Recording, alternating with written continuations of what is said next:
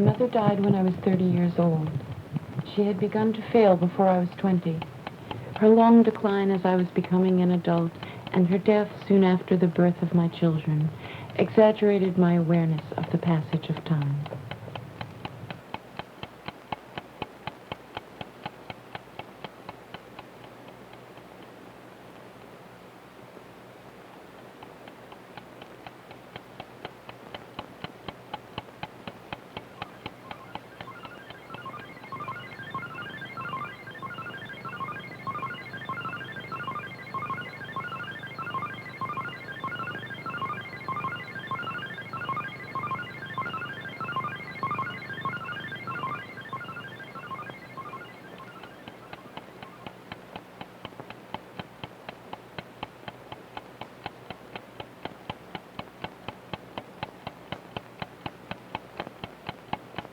I know because I know because I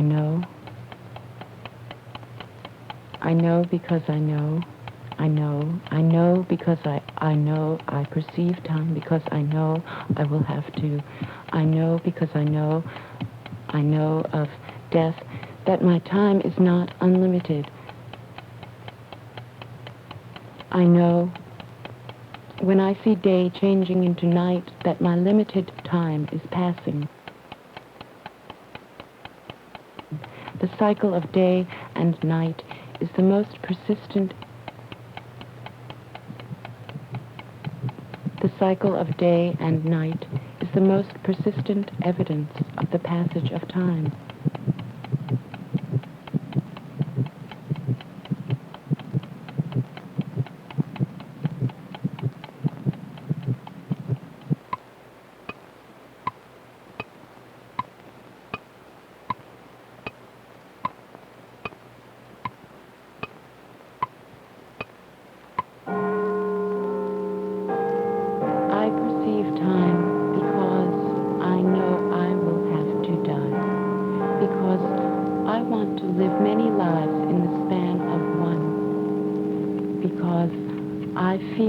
Before death, the loss of will.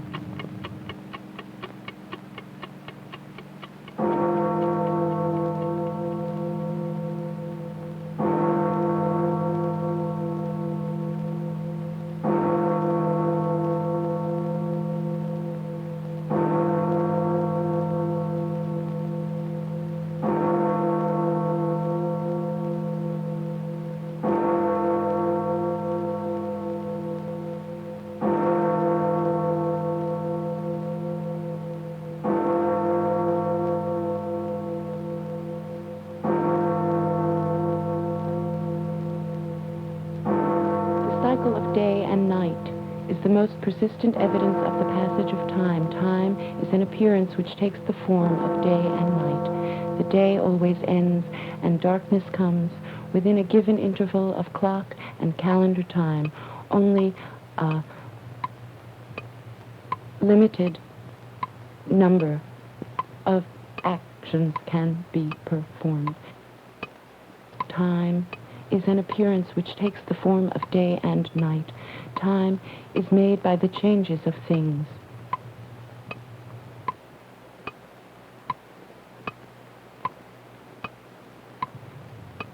Day and night have a staccato rhythm, clear and sure. The difference between them is the paradigm of difference. They let us out into the night and forgot to hang weights on us. Now, of course, we're floating on air.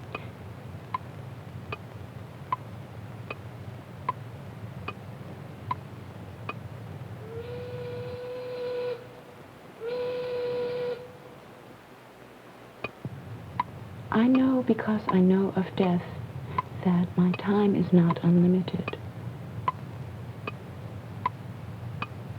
We talk of measuring time as if time were a concrete thing, waiting to be measured, but in fact we create time by creating intervals, intervals, intervals, intervals, intervals, intervals, intervals.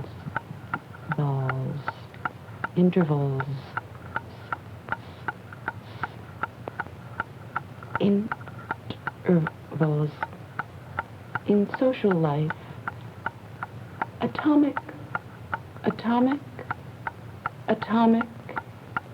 intervals in social life. Physicists now recognize that if something cannot be intervals in social life, atomic physicists now recognize that if something cannot be measured, then the question of whether or not it exists is meaningless.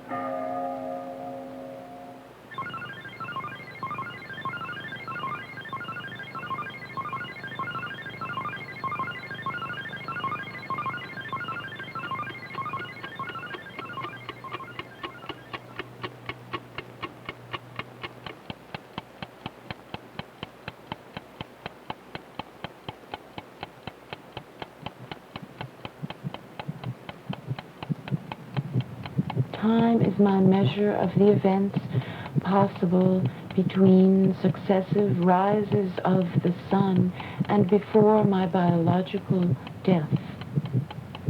It is the measure of my inelastic portion of experience.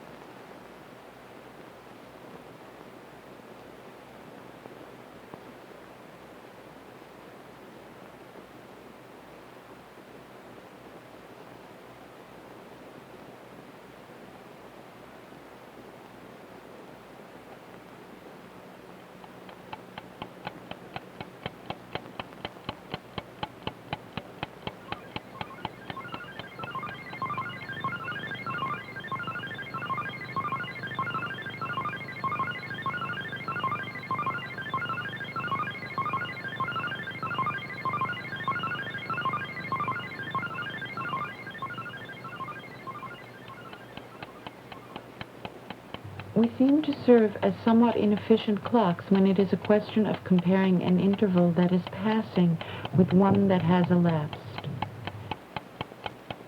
For example, if a subject is asked to read aloud at the rate of 1 per second a series of digits presented in random order and subsequently estimates the duration of the elapsed reading period, the ratio past time to present time proves to be less than unity, where present time is measured by the number of digits read.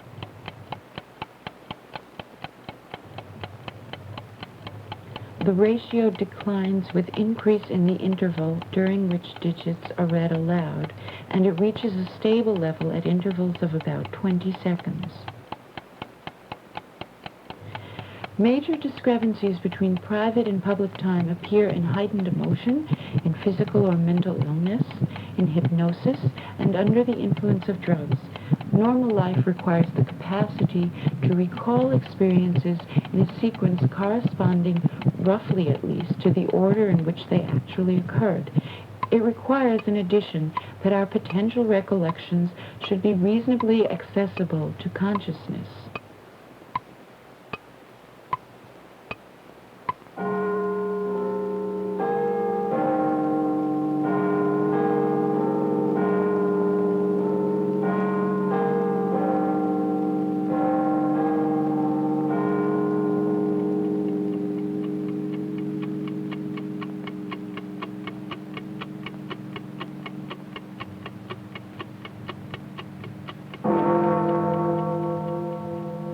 To look at the river made of time in water, and remember that time is another river, to know that we are lost like the river, and that faces dissolve like water, to be aware that waking dreams it is not asleep, while it is another dream, and that the death that our flesh goes in fear of is that death which comes every night and is called sleep.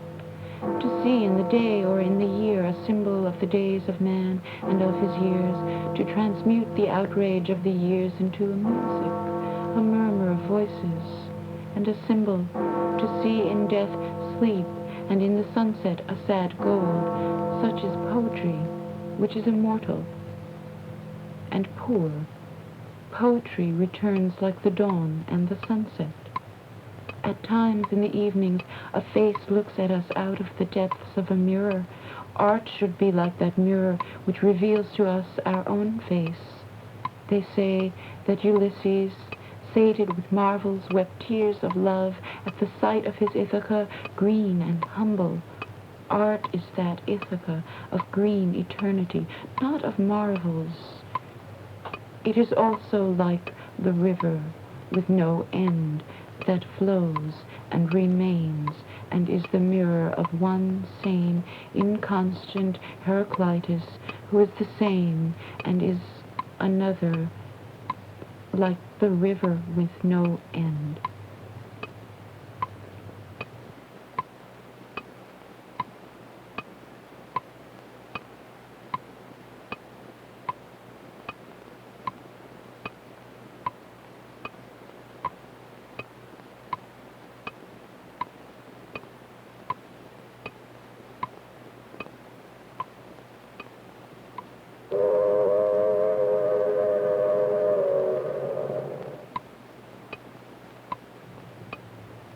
My mother died when I was 30 years old. She had begun to fail before I was 20. Her long decline